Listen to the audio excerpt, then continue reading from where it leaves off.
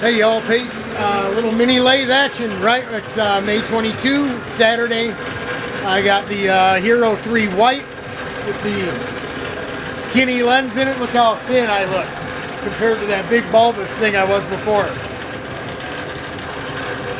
Anyway, we got mini lathe earning her money. I'm making a steering wheel hub. We're making the entire hub, and then when we get it all cut out, we'll cut it on an angle, so it'll all be one piece.